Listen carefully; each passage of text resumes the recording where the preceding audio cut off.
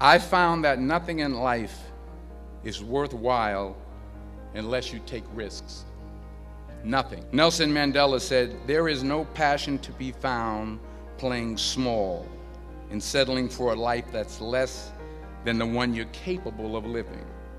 I'm sure people have told you to make sure you have something to fall back on, but I never understood that concept, having something to fall back on. If I'm going to fall, I don't want to fall back on anything except my faith. I want to fall forward. I figure at least this way I'll see what I'm going to hit. Fall forward. This is what I mean. Reggie Jackson struck out 2,600 times in his career, the most in the history of baseball. But you don't hear about the strikeouts. People remember the home runs. Fall forward. Thomas Edison conducted 1,000 failed experiments. Did you know that? I didn't know that. Because the 1,001st was the light bulb. Fall forward. Every failed experiment is one step closer to success. You've got to take risks, and I'm sure you've probably heard that before, but I want to talk to you about why that's so important. I got 3 reasons.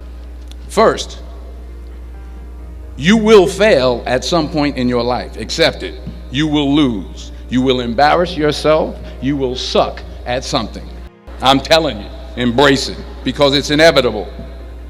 And I should know.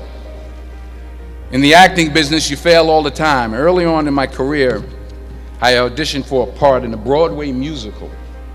Perfect role for me, I thought, except for the fact that I can't sing. So I'm in the wings, I'm about to go on stage, but the guy in front of me, he's singing like Pavarotti. He's just, and he's just going on and on and on, and I'm just shrinking, I'm getting smaller and smaller. I hand it to the accompanist, and she looks at it and looks at me and looks out at the director and was like, all right. So I start, I'm going to sing. I'm like, it's just my imagination once again, and they're coming away with me. And they're not saying anything, so I'm thinking I'm getting better. So I just start getting into it. It was just my imagination. Running. This, oh, yeah, thank you. Thank you very much, Mr. Washington. Thank you. So I assumed I didn't get the job. But here's the thing. I didn't quit. I didn't fall back. I walked out of there to prepare for the next audition, and the next audition, and the next audition. I prayed.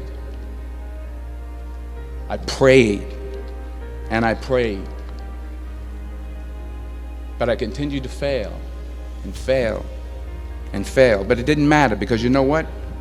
There's an old saying, you hang around the barbershop long enough, sooner or later you're going to get a haircut. So you will catch a break, and I did catch a break. Last year, I did a play called Fences on Broadway. Someone talked about it. Won the Tony Award. And I didn't have to sing, by the way. But here's the kicker. It was at the Court Theater.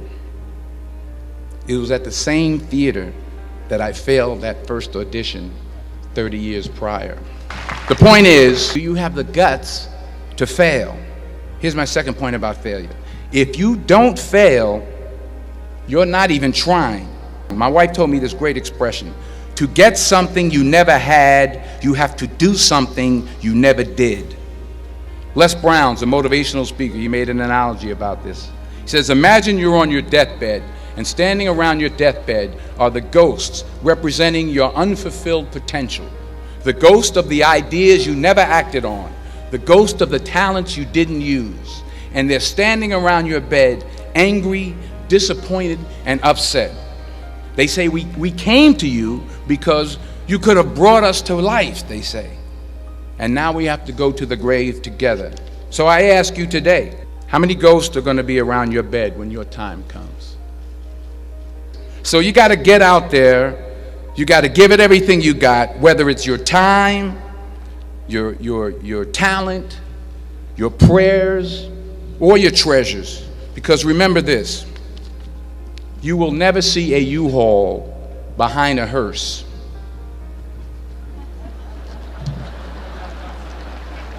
I'll say it again. You will never see a U-Haul behind a hearse. You can't take it with you. The Egyptians tried it, and all they got was robbed. So the question is, what are you going to do with what you have? I'm not talking about how much you have.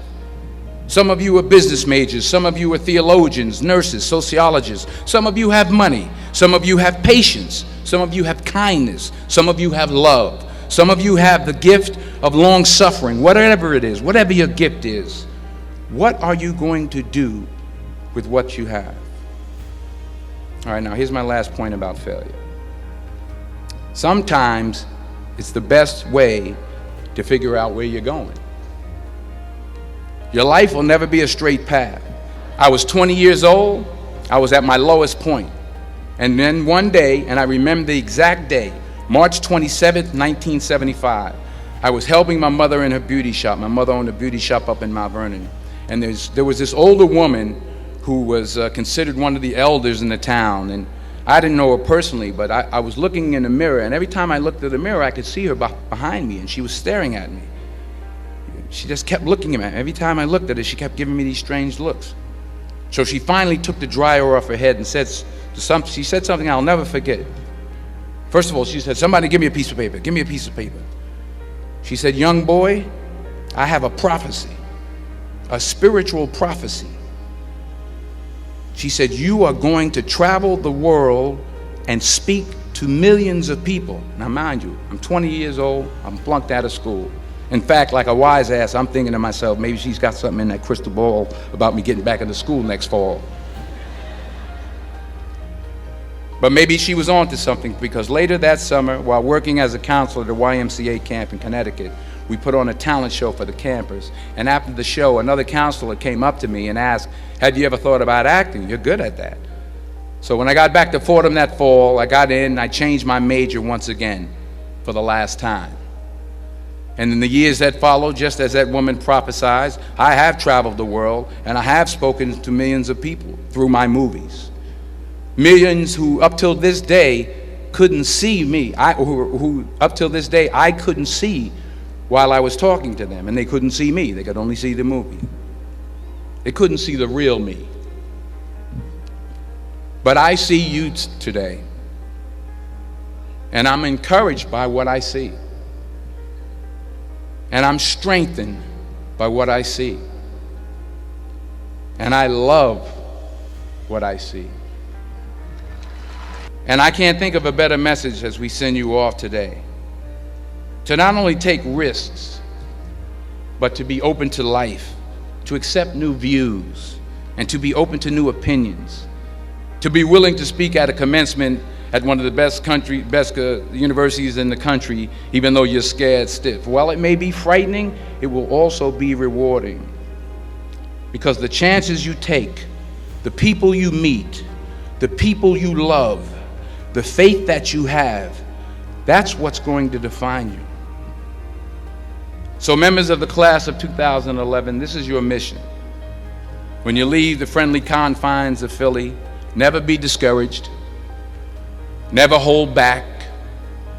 Give everything you got. And when you fall throughout life, and maybe even tonight after a few many glasses of champagne, remember this: fall forward. Please subscribe to my channel if you have not done it yet, and don't forget to click the notification button. I hope you guys learned and enjoyed this video. Thank you, and have a great day.